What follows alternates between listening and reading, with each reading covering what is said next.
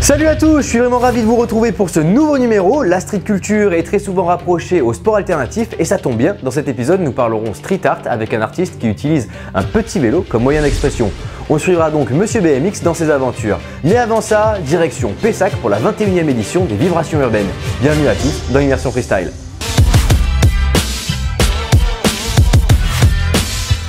Immersion Freestyle. Simon Mugen.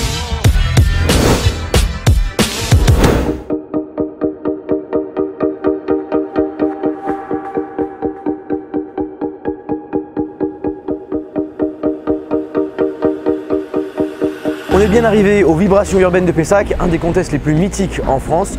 On va profiter d'être ici pour tchatcher avec Olivier Moreno, le responsable de la partie sport extrême sur ce festival. Allez, c'est parti!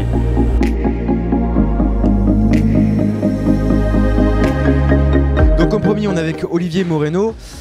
Alors les Vibrations Urbaines ont commencé en 1997. C'était quoi l'idée à l'origine?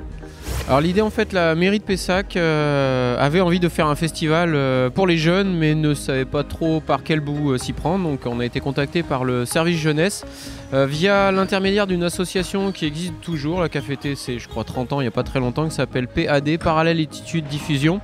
Et le directeur est venu me chercher, on se connaissait depuis quelques temps, on avait déjà travaillé ensemble. Il me dit: écoute Olivier, la mairie de Pessac a envie de faire quelque chose pour les jeunes, est-ce que tu as des idées? Viens avec moi à la réunion.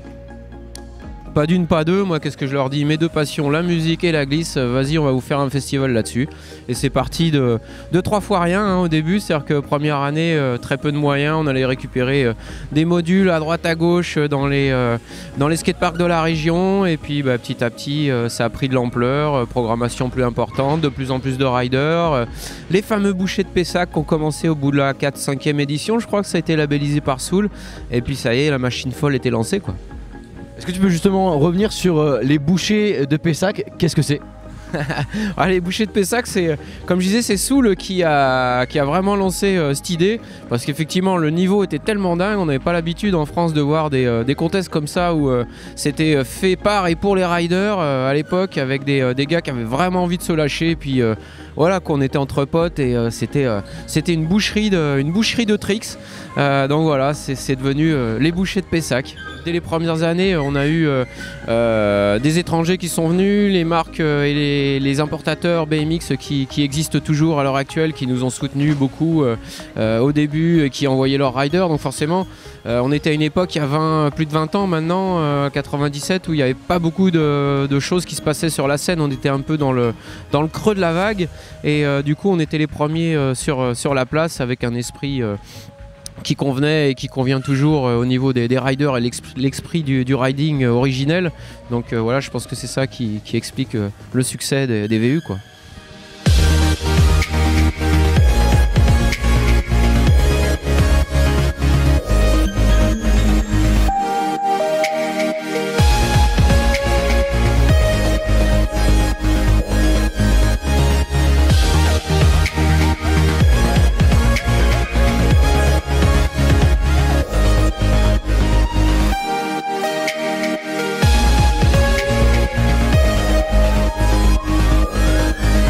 Voilà, vous êtes sur les VU, la partie street. Aujourd'hui, là c'est les qualifs à partir de 15 h. Qualif Street Jam BMX VU, organisé par les BMX Bandits. Et il ne vous reste plus qu'à regarder ce qui se passe.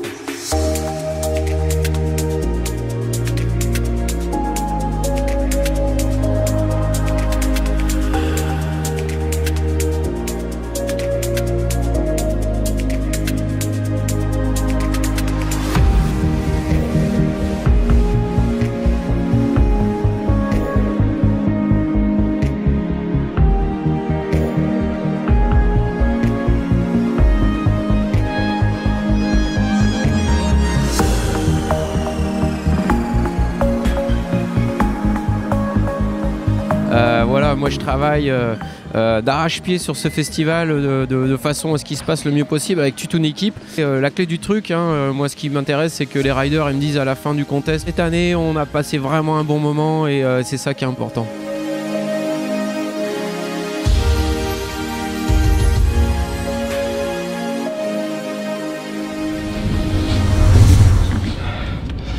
Bon voilà, c'est fait. On vient de poser monsieur BMX vient de poser un BMX juste à côté de l'autoroute. On vous raconte l'histoire tout de suite dans Immersion Freestyle. C'est vrai que quand on dit que je détruis, je me dis que les gens ils n'ont pas compris le message. C'est tout le contraire en fait. Moi ce que j'essaye de faire c'est de ne pas détruire, c'est de rajouter une valeur ajoutée au mur quoi. C'est rajouter de la couleur, c'est donner un peu plus de vie à un mur qui est souvent gris.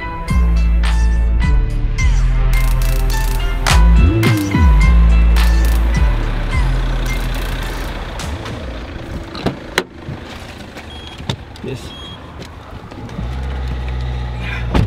Et en fait jusqu'à 30 ans tu vois j'aimais le graffiti et je passais devant et je me suis toujours dit que ça devait être super excitant de faire ça.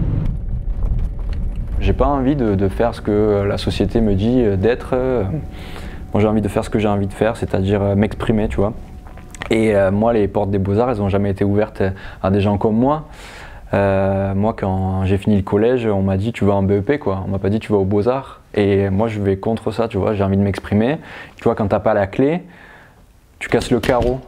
Ben, moi c'est ça quoi, l'illégalité pour moi c'est ça, c'est-à-dire je fais ce que j'ai envie de faire, j'ai envie de m'exprimer, je vais dans la rue et je le fais. Tu vois, et ça m'apporte beaucoup de plaisir et de satisfaction et c'est pour ça que je le fais.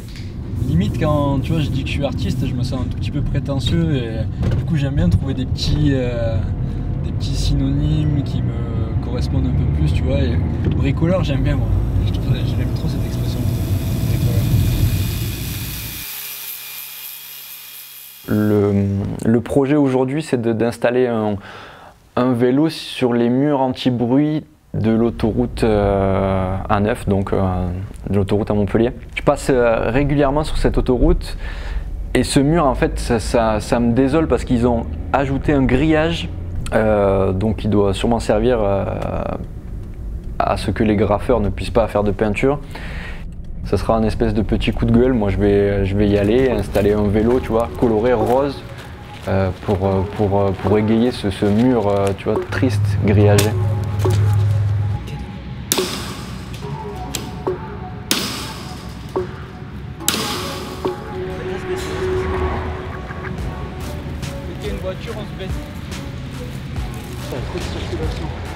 Mais de toute façon on va sur l'autoroute man, c'est normal qu'il y ait des circulations.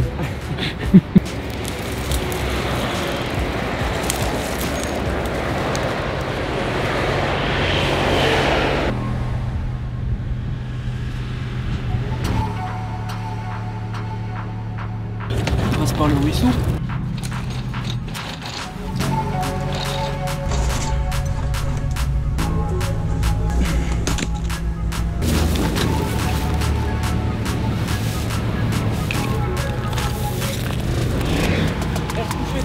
Ouais ouais, t'inquiète.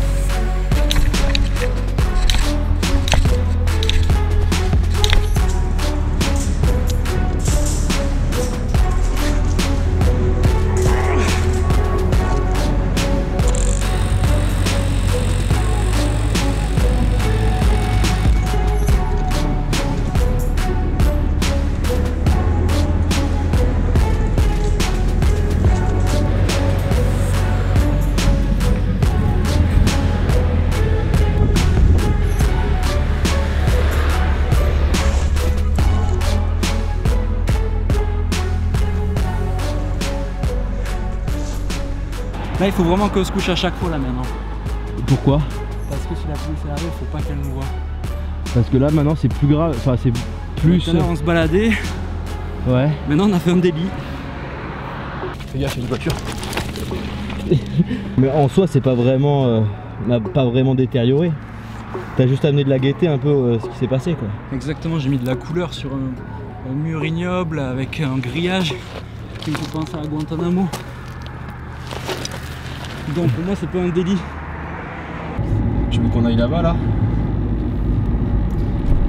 Et alors le deuxième projet, ça serait d'installer un vélo au salon d'art qui a à Montpellier. Et si tu veux, tout le monde a son petit stand avec ses tableaux, avec ses artistes. Et si tu veux, j'ai envie de secouer un peu tout ça, quoi. Tu vois, moi j'ai envie d'y aller et d'installer un vélo. Et pour être l'artiste qui secoue un peu tout ça, quoi.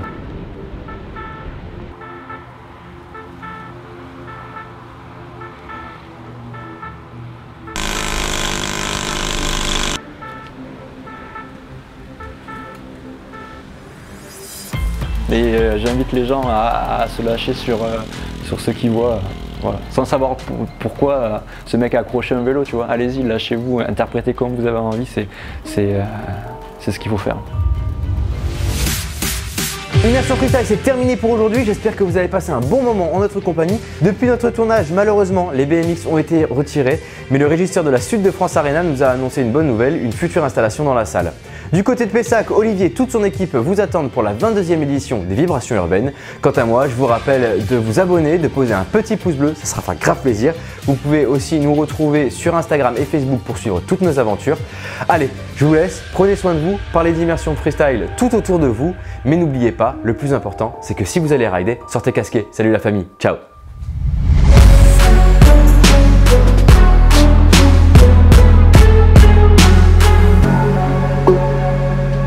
Si vous avez kiffé, abonnez-vous. Vous pouvez aussi mettre un petit pouce bleu, mais surtout parlez-en autour de vous.